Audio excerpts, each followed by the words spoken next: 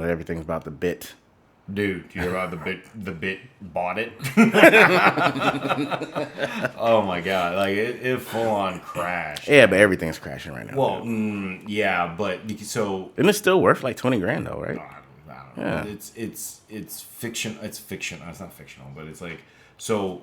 The whole point of like hash, we talked about that before, right? Like the way a little bit, yeah. So, not to get off topic, but basically they're changing the model on crypto from live hashing to maintain the blockchain to dynamic hashing, meaning like if you receive.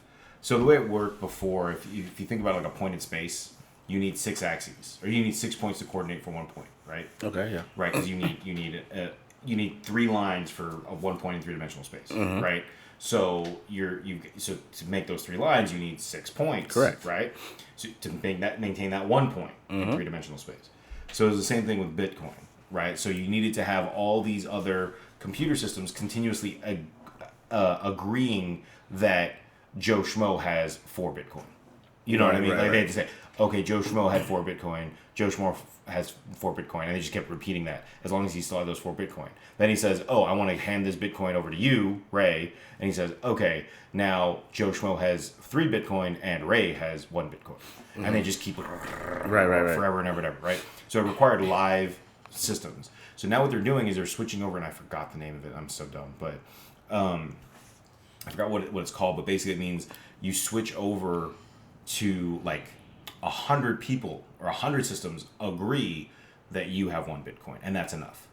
Right? Instead of saying like it's not a continuous live feed that's consuming infinite power, it's now it's like, well, no, the history that we have is good enough. So we can now just agree without having to recalculate all that Bitcoin and all the hashes and everything. You will now it says, okay, now Ray has 1 Bitcoin. Got it. And Joe Schmo has 3. Yeah. And we saw this transaction. Everybody agreed on that transaction 2 years ago. Yeah. And then the next transaction, and it requires some hashing throughout, right? Like if you then spend that Bitcoin, you give that to Bitcoin to someone else, and it says, okay, well now that guy has that 1 Bitcoin.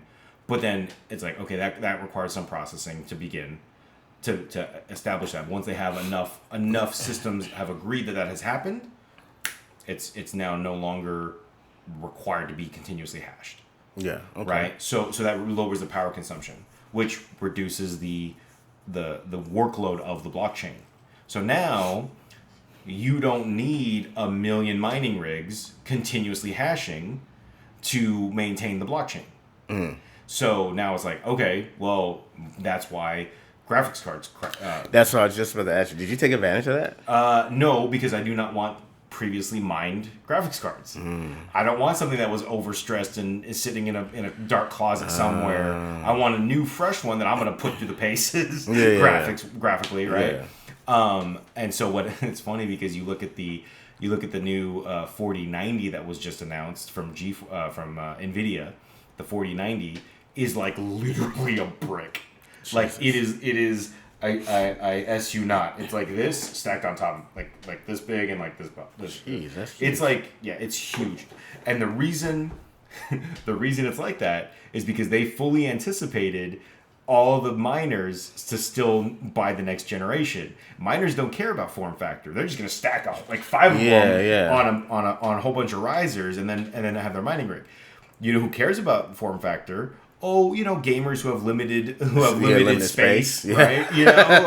So they were just like, oh, okay, like we didn't really think about that. So they just built this 4090, which is just a beast of a thing, and it's like, some funny memes where they're like, okay, I plugged in my computer to the wall, now I need to plug my graphics card into the wall. It's like, that's wild. Yeah, that's wild. It's really dumb. So it's funny, but it's true. They have these considerations that the 4090 is going to tank because people aren't going to buy it. Right. It's like, especially if you have the whole market flooded with even the used 3080s and 3090s, whatever. Like, people are still going to buy them. Like, I don't want it, but that doesn't mean they're bad. Right. They're not bad at all. Like, they're probably work. And honestly, if you're mining, you would probably tune it down because you have 6 of them in a row. you don't necessarily want them cranked up at 100% or 120% like gamers would. Right. A gamer might buy one card, crank it up to 120%. Let's just say whatever its output is, and then run it for 5 years. Right. A miner would buy one, tune it down to 80%, and then have 6 of them. Mm-hmm. Right, because they're it's already going to consume 6 times more power. Right. So any additional power doesn't necessarily net them. They only make money when they're mining. Their hashes nets them more than their electricity costs. Right. So if their electricity costs are so high because they're like overclocking stuff, it's not necessarily a bad thing. It's just I don't want to deal with it. Well, I mean, I think it's bad because it's not like they use it like how a gamer would. These guys are using this stuff 24 hours a day, 7 days a week. Yeah, again, So it's being ran through. It's got city miles on it. Yeah, it's being ran through. It's true. True. So that's where I would agree. I wouldn't jump on that if I was if I needed something like that or a PC gamer. Yeah, but. Yeah, I wouldn't because I would get it from the gamer who had it for 2 years and they upgrade it because I know they're not running it 24 hours a day. Well, I know when I sold my 2080s, my biggest selling point was never used for mining, never overclocked, never used for mining, just out of the box in my thing. I told them I gamed 3-4 hours a week, for the last 2 years. You want it? And they're like, yeah. Basically brand new. I mean, when you look at the mining, look at the mining, for sure. It's like... Well, not only that, but you said you only did it 3-4 hours gaming a week. Most gamers are doing that at least a day. That's true. That's true. It's like, yours is basically brand new, no miles. It's like, it only has 10,000 miles on it. Brand new car. Brand new car, yeah, it's true. You're not wrong. That door keeps opening. It's recording. Hold on. All right. Yeah, so we've got so many things to talk about because we're doing this relaunch, man. Seriously. I'm going to try and cut these up into a couple of different episodes, But back to the airlines though. Oh yeah, back to the airlines. And like we were saying, prep yourself, prepare, do your due diligence. Mm-hmm.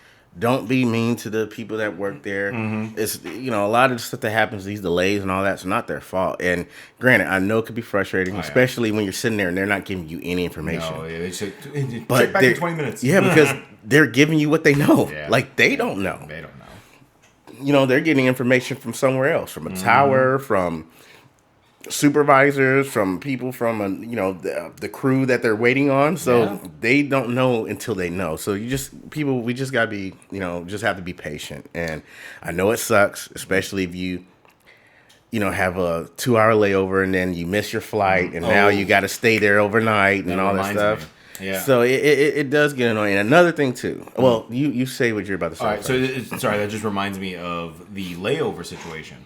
I do not book anything less than like a 2-hour to 2.5 hour, maybe even 3-hour layover when I'm traveling because you got to know your hubs, right? So it's a hub and spoke system, right? That means if you're flying United, well, LAX is a weird thing, but if you're flying United, Denver's a hub, right? Mm-hmm. So you're going to go through Denver. Denver's a big airport. Yes. And it sucks trying to get from one side of Denver airport to the other. Yes, because it's split in two. It's split in two, and then you got to take a train, you got to take this, take that. Yeah. And you might, especially if you're going to a small town. So what happens is, you'll fly into a hub, and then they'll feed out to all the little puddle jumper type towns, right? Mm-hmm. So if you're doing that, like, you got to understand that those little puddle jumper planes are not sitting with the big boy planes. Mm-hmm. They are sitting off in their own little, Narnia land over there, where they're kept in the dark and fed in feces,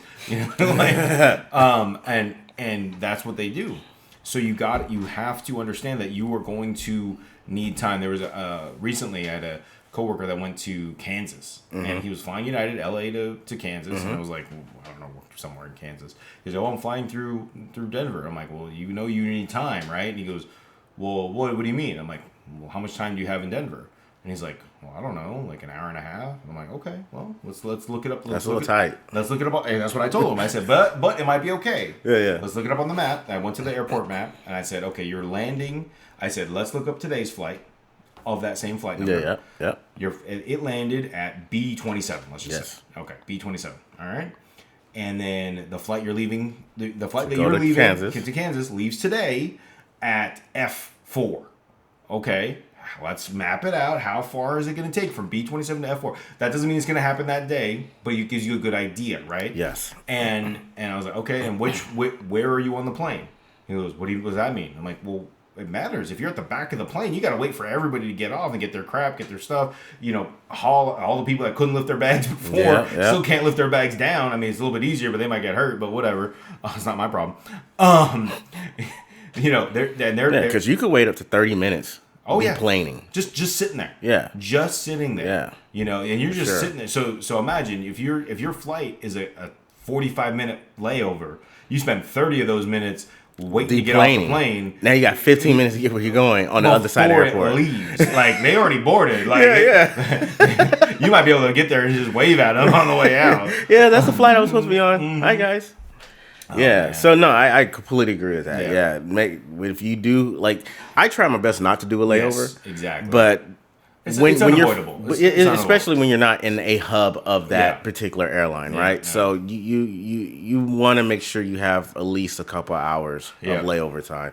And a lot of people are like, a couple hours, I'm going to be sitting there for 2 hours. Like, no, you won't. No. By the time you get off the plane, get to the bathroom, go get something to eat, your flight's already ready to go. Exactly. Like, that's it. Like, and imagine you're flying with, little kids my goodness. or whatever. You need a longer time. It's just, you're going to need the time. Yeah. And and then that goes double for international flights. So if you're flying back to the U.S. on an international flight, you have to go through customs at whatever your first point of entry is. Yes. So you have to go through. So let's say you go from L.A. to London nonstop. Mm-hmm. All right, but then you come back and it's like London to Chicago to L.A. Mm-hmm. Well, guess what? You're getting off the plane in Chicago, and they're funneling you into customs, and you can't go anywhere else. You may not even see a bathroom between your airplane and the customs, and you got to go to customs, go clear customs, collect your bag, and then go check back into the flight that you were going. Yeah, because now you're on a domestic flight. You're on a domestic flight. Now you're domestic. Yeah. So now, let's assume you got through all that, and you booked, you gave yourself 45 minutes between the time you land. You're screwed. Oh, you were so You're screwed. missing that flight. You were so screwed. But it goes back to if you had the TSA, not TSA PreCheck, what is it, global entry? Yeah, global entry. So just to add on to what Ray was saying, TSA PreCheck is great. You also get TSA PreCheck if you get global entry. That's true. So global entry is $100 for 5 years. Yes. TSA is $80 for 5 years. $20 more out there. Exactly. Yeah. Exactly. You do have to have a passport already. And then because they got to clear it and do the little bit extensive background check or whatever. But yeah, with global entry, and that qualifies you for clear, that qualifies you for all the other things that Ray just said. But global entry puts you on the fast track getting through customs. And I just came back from Germany over the summer, and oh my God, the global entry was super smooth. Yeah, I can imagine. It was like they had this giant ass line for everybody who was non-citizens, and there was a U.S. citizens, there was a non-U.S. citizens, and then there was global entry. Global entry had nobody there. There was one customs guy. Yeah. You went to the kiosk. It took a picture of you and said go. That's and like that clear. was it. That was it. It was just go, because they already had your biometric data. They already compared to everything. They were like, I have face matches that guy, so let's go. Yep. And then you literally walk past the guy and you're like, hey, do I need anything? And he's like, what the fuck? Why are you stopping here? Like, just keep going. Keep going. Do you want me to detain you? Yeah, it's like I can make your day hard. Yeah. Like, I'm trying to make it easy. Go. Don't talk to me. Yep. And so then I literally got down to baggage claim before my bags ever, like, no bags were ready. Nice. Like that never happens through customs. Like, that it never happens. Yeah. Never. Your bag is already there. Is already done 24 laps around the carousel. And sometimes you have to go to the airline baggage. Because they're like, well, we pulled it off there because the next flight from Singapore already showed up. Like, bro, you gotta hurry up. Absolutely. So yeah, like, absolutely do yourself a favor. Traveling internationally. And not to say that, like, I know not everybody travels internationally all the time, but we're just putting it out there. These are the things as of 2022. Yeah. Like, these are the things that you need to be aware of. Yeah. What did you want to add? Well, and then and also just like with the rental cars, sign up for every airline's membership, every single one: Southwest, American, United, Delta. We don't do Spirit. We don't do JetBlue. But the major airlines, make sure to sign up for them. Also, I'm going to stop you right there. Okay. The reason I'm stopping you there is because you do not want to sign up for everything. Southwest, absolutely. Yes, I have. But there are maybe 2 or 3 major airline networks that work with each other. So you don't necessarily want to sign up for a Delta rewards program and then also sign up with a Korean Air rewards program. Oh, I'm naming just the big 4. Like the domestics? Yeah. Okay. I'm naming just them because I know a lot of them work together. Yes. Yeah. So you don't want to dilute your pool. Yeah. That's all. I'm just saying the big 4. Yeah, sign up for the big 4. Correct, though. Yes. Yeah. So they all work with each other. Correct. And they all, so like Delta and Korean Air are like super best buddies. Yes. They serve it. They whatever. KLM, all that crap. Yeah. So 3 other things that I want to add to this. No, seriously, because this is fact. This is good stuff here. This is good pod. When you're good pod, this is good pod, fire pod. So one thing you want to do when you're traveling, like say for vacation or whatnot, try to book your vacation where it goes from the week over the weekend to the week. The reason being, the best time to get tickets. Oh, yeah. Tuesdays, Wednesdays, and Thursdays. Yep. Those are the cheapest times to get tickets, and those are the easiest times also to get upgrades on your seats. Oh yeah, because people don't fly there. Yeah, they normally fly Friday, Saturday, Sunday, Monday. Yeah. So all the other days. Yeah, there's only 7 of them. Pick them. Absolutely. So do that. Number 2, when you go speak to the gate attendant, always have a smile. Be very nice to them, especially if you're trying to get upgrades or trying to get your seat moved and whatnot, because that simple gesture right there goes miles with them because they have a very stressful job. They're dealing with people that are angry all the time, angry at them, even though they're just a messenger. So to have a little relief, somebody that's being nice to them, smiling. Like I've even done it to the point where I got one of them coffee before. Oh, yeah? Yeah, and hooked me up. You know what I'm saying? Like hooked me up. Went from the lowest economy seat to I didn't get first class because first class wasn't available, but I was able to get I was Delta. I was doing the Delta one. There you go. So I was able to do that. So it's very do that, and also if you are looking to upgrade for first class, I'm not saying that you have to dress business casual or anything like that, but dress not like you're about to go to sleep or go to bed. Dress just a little presentable, just because. Unless you buy the ticket, and you can dress however the hell you want because you just paid the $2,000 for the ticket. Right. They don't care. But when you're trying to get upgraded in it, there's a certain look they're looking for. So you're saying I shouldn't wear my juicy pants? No, you shouldn't. No. Damn. Yeah. You could do that in economy though. That's fine. But do they have a low class section?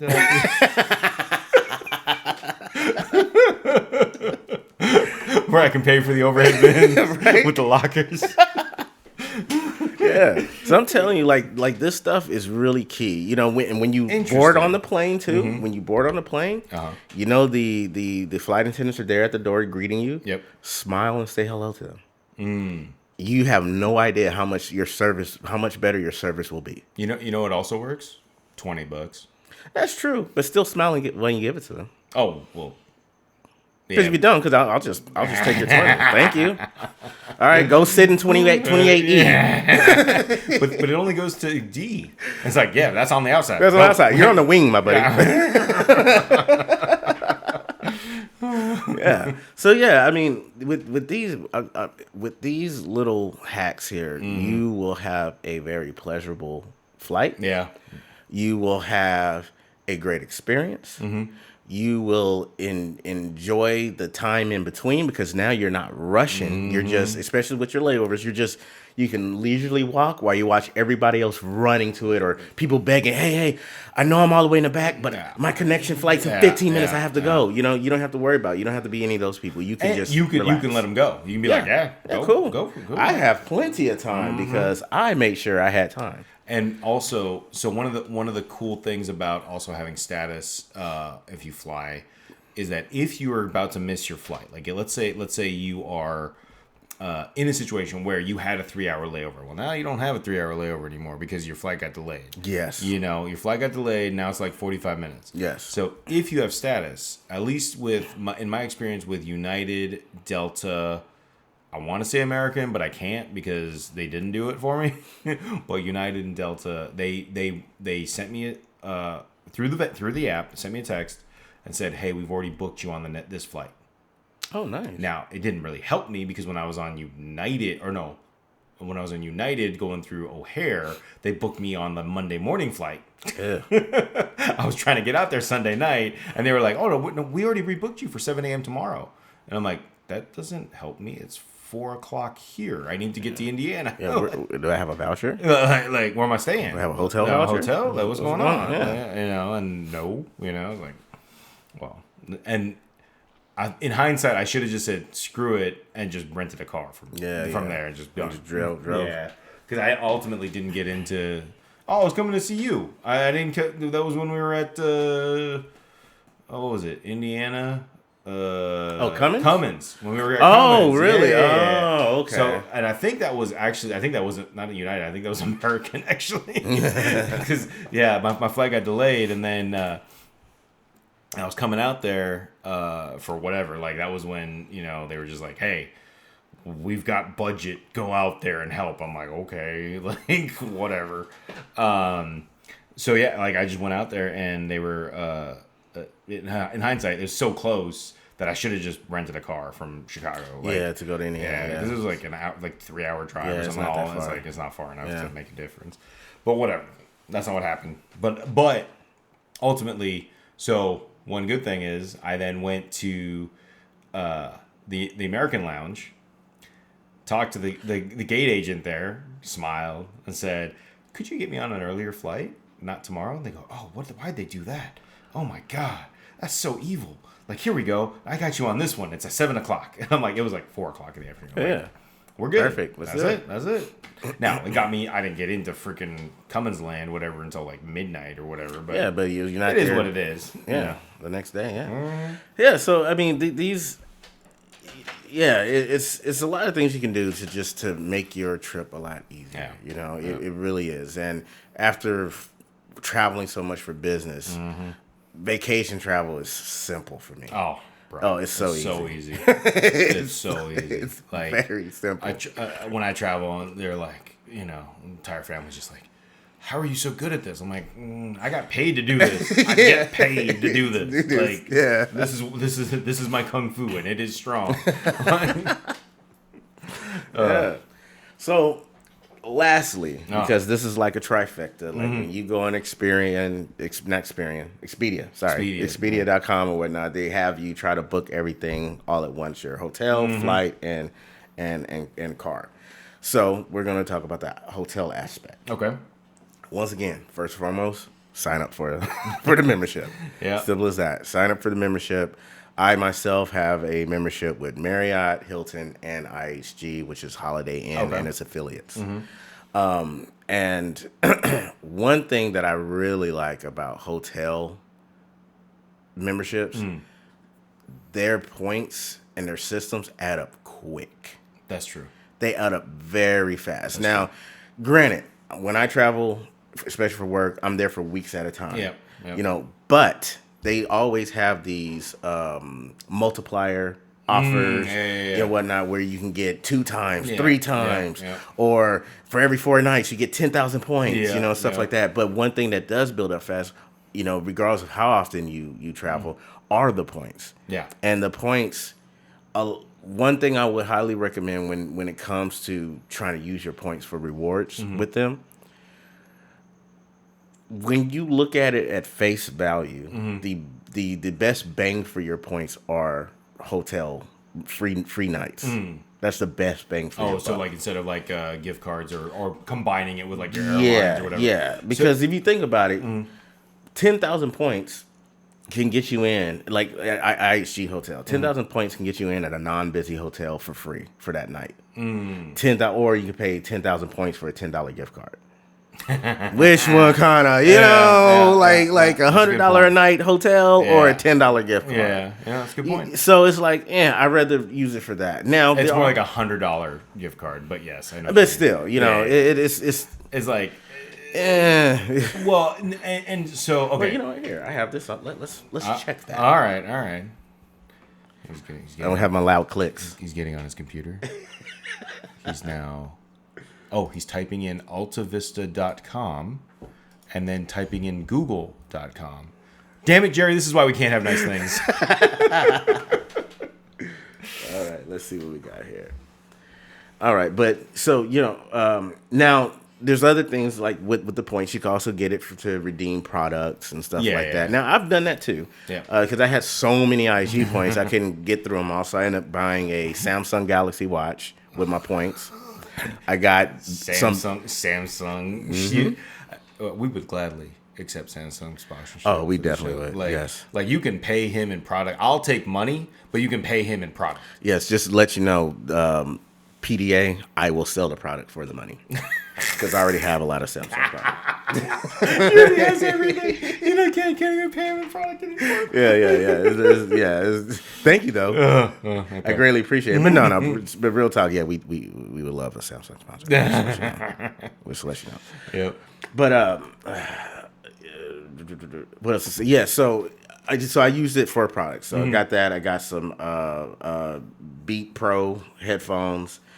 So it works out for that too. If you have like a whole bunch that you're never going to use, I know some guys that have millions of points because not only do they get their points because they travel, but they also get the credit cards aligned with the hotel, right? They just swipe their way. Oh my gosh! And they, and because what you do, you put the price of the hotel on the credit card. Now you're just getting triple points. Yeah, 5 times, but yeah. Yeah. Either or, you're getting a lot of freaking points. Getting a lot of points. But yeah, so I would highly recommend getting signing up for it and take advantage of that system. One thing too, with the hotels, you would think the longer you stay, the more flexible they would be with you as far as like getting upgrades and things of that nature. But it doesn't work that way. Nope. It's easier to get upgrades, especially like if you're upgrading to a suite or something like that. 2 or 3 nights. 2 or 3 nights. Yeah. Yep, you're absolutely right. Easiest because when you're there for weeks, now you're holding that suite that whole time. Yep, you're absolutely right. Yeah, so you got to look at it from their perspective, right? So like, they want that room, of like available, but they would rather put, like, no matter what your status is, they would rather put somebody who's going to be there for 30 days in a 30-day room, which means correct. No windows, some AC, TV that semi-works, Wi-Fi that's decent. Like, that's the room that you would get. Yes. Like, not big, not whatever. They want to show the flashy room to the guy that's going to be there for 3 nights. Yes. They want the weekend warrior that comes in. And because then they'll be like, oh, they're going to come back. Yes. If they're selling it, right? Like, you're already there for 30 days. They already got your money. Right, that's their thinking, right? They got your money for 30 days. Now, so what I did, so way back when I was a baby field service guy, the company I worked for was so cheap that we could only stay at like the choice hotels, and choice means lack of choice. So it's like the Comfort Inn and like the lack of Quality Inn, and all the Sleep Inn and all those inns, right? Yeah, they're not terrible. They're just not great. Just to let you know real quick, $10 Dunkin' Donuts gift card is 5,500 points. 5,500. You said 10,000. So it'll be $20 gift card, not 100. 55. Wait, $25 Sephora gift card, $25 Lowe's gift card, 13,000 points. Bro, they inflated those points. It used to be a lot less. I'm telling you, points. The real benefit of points is really the hotel. Yeah, I got you. You stand corrected. Or convert them to like your airlines or something. They make them count some other way, right? For sure. But go ahead. Sorry. Oh no. So what was I? Where was I? What was I saying before I was rudely interrupted?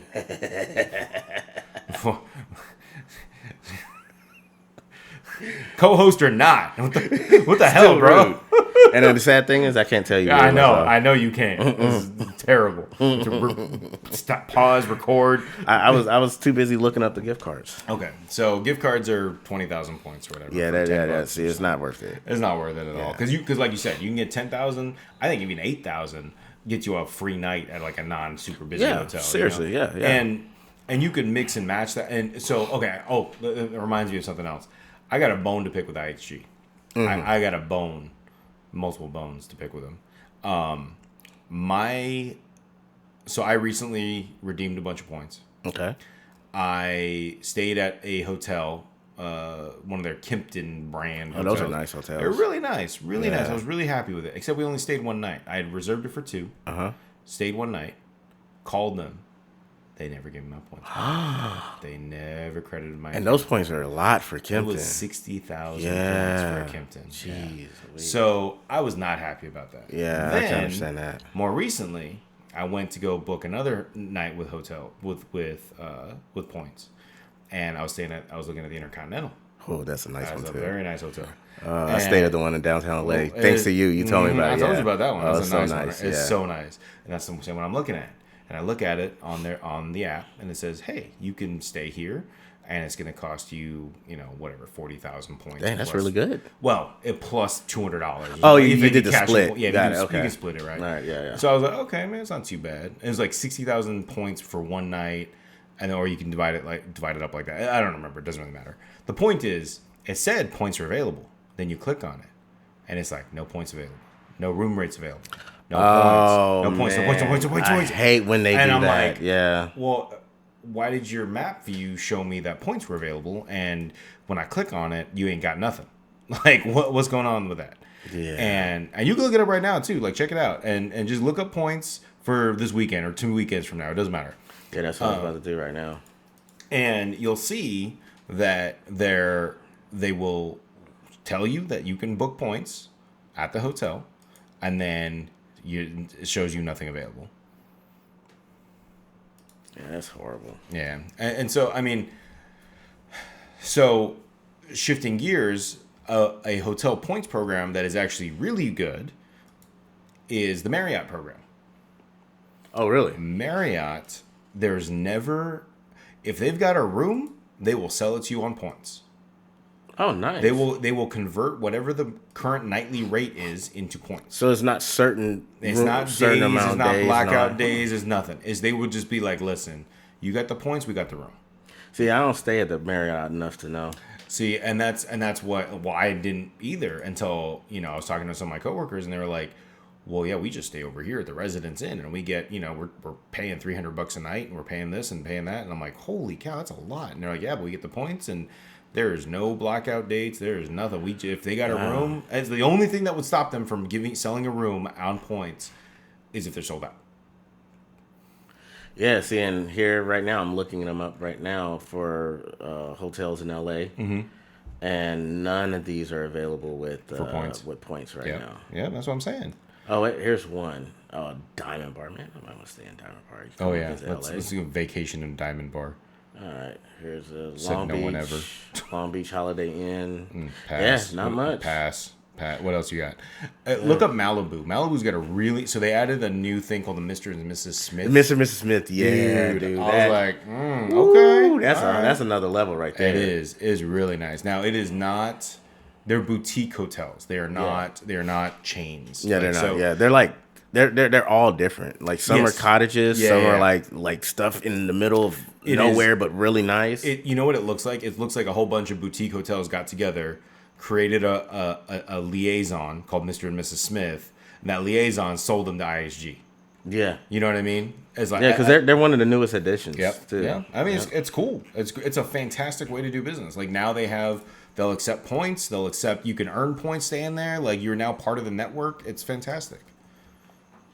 Yeah, look up Malibu. Malibu's good. Also, like Laguna Beach or something like that. Like they got another one down there. I'm really surprised that there's so many rooms not available with points. Just because typically when I see that with IHG, it's like high travel time. Yeah, it's ain't high travel. And it's not. So it's very surprising that it's that way. You know what it is? They want money. I mean, yeah. Because watch, every single one of those hotels that says there's nothing available. You put it to cash, and they got rooms. Oh, well, they're showing the cash here. It's showing rooms are not available for reward nights on one or more of the selected So dates. that's my bone to pick, right? It's like I can understand. It's like that. here I got ambassador status, and I had to pay 40,000 points or whatever it was. Yeah, I did that too. Yeah, and that works well for like international travel. Exactly. Yeah. Exactly. Yeah, but it gives you lounge access to the Intercontinental. No way, bro. And the lounge is nice. No way, seriously. Yeah. See, I didn't know that. Yeah, go look at your ambassador status. Like you'll get, I think it's one of those perk nights. So like when you get the perks, like you can sign up. Oh yeah, like, we can sign up for. Yeah. I remember. Like that. after you stay, every 10 nights you stay, you get another level of perks. Yeah. And so when you hit those level of perks, like you'll get like I got a couple of food and beverage ones that are pretty worthless right now. They say more to come. I'm like, okay, what am I gonna get for this? Yeah. And they're like, it was like 10,000 points or 3 food and beverage coupons. Yeah. So then when you get to the next, because they have different levels, right? Yeah. So I think at the level I'm about to hit is like 60,000 or something like that. No, 60 nights or. Oh yeah, sorry, 69. Sorry, yeah. my bad. 60. That's okay. Whatever I'm talking about. So with that one, you get the choice of the food and beverage, coupons, or 10,000 points, and then also a guaranteed suite upgrade. Okay, so the suite upgrades are, and that's another bone I got to pick with them because IHG really revamped their point system this year. Yeah, because now it's like IHG 1 or something. It's like that. IHG 1. They got launched back in April or something like that, and so. They're still working out the kinks. Okay, it's not very user friendly, and it's kind of like there's no point right now. Correct. And you can see right now there's not many options for points. It's like they don't know what to give their people. Yeah. And so even though I'm an ambassador level, just like you, I'm not seeing any difference. Like it's like if anything, it's gotten worse. Yeah, because now they changed it from. Where it was like silver, gold, platinum. I think you got to platinum or platinum. No, Spire. Spire was their big one. So yeah, so it's silver, silver, gold, platinum, and then Spire. So now it's silver. No, now it's member, silver, gold, platinum, and diamond. Diamond elite, and then you can get to ambassador. You can get the ambassador. You can either pay $200. I'm not paying for no, or you do the 40,000 points. Yeah, for sure. I was like, that's another one that's worth them. It's like, what's 40,000 points? Nothing. Like, yeah. It's like I'll make 40,000. I'll earn 40,000 points in a weekend. You know. And another thing too, concerning hotels. I was one of these people. I don't know if everybody was. I would see Hilton, and I would immediately think that's too expensive. I'm not gonna. It's not though, dude. And just like IHG, there's so many different brands under that affiliate. Homewood, Home Suites, Home True 2 to Home, Suites, True Home 2 Suites, Home 2 Suites. What was it? What was the other one?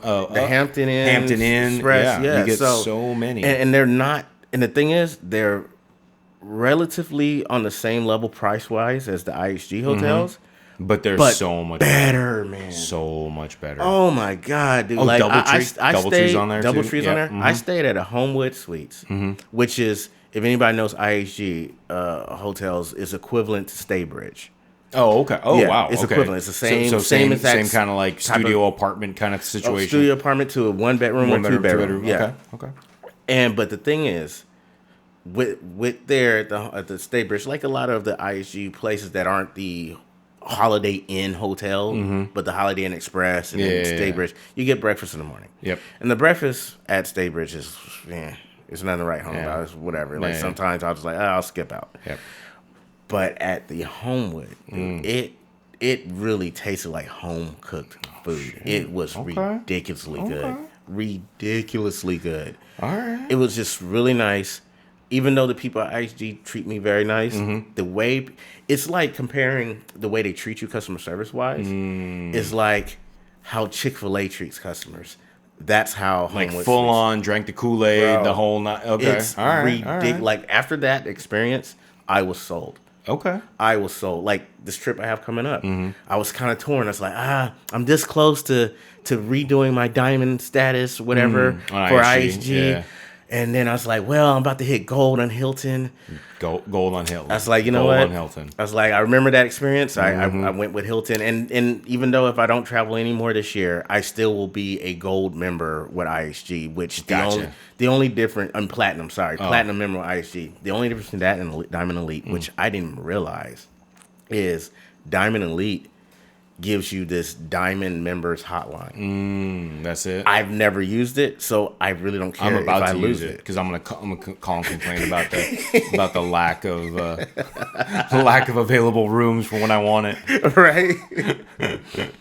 So that's why it's important to sign up for these memberships. Use them every time. Take advantage of all these things you can get. So one quick thing about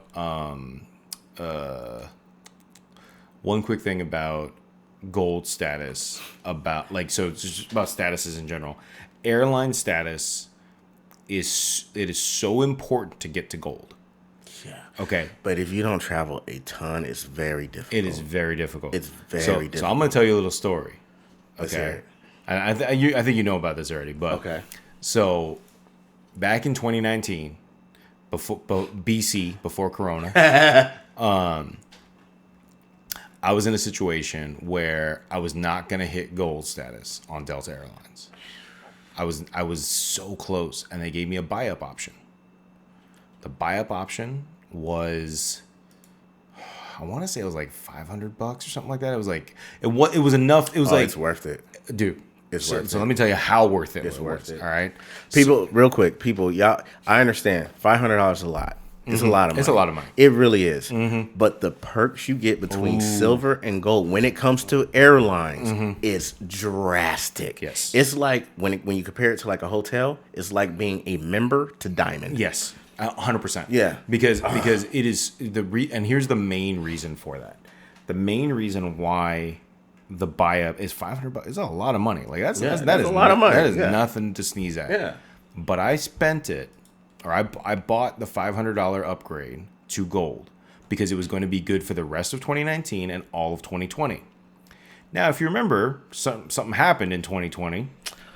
Oh, bro, they extended it for you. They extended it. So they extended all statuses until the end of 2022. Yeah, the end of this year, yep. Then this year, they extended all statuses until like mid-2023. When is this? For who? For gold. For Delta? For Delta.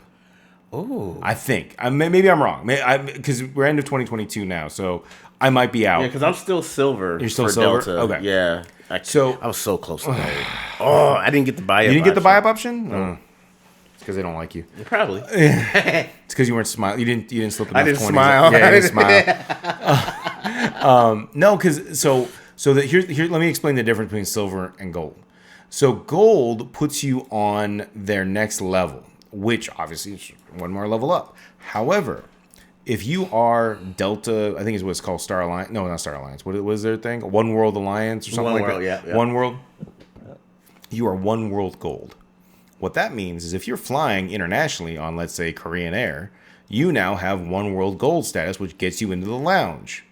So you could be flying a, broke ass, low class economy, and you will get access to the lounge because you are gold. Oh, wow. Yes. Oh, wow. When you are flying internationally, you will get access to the gold on partner airlines.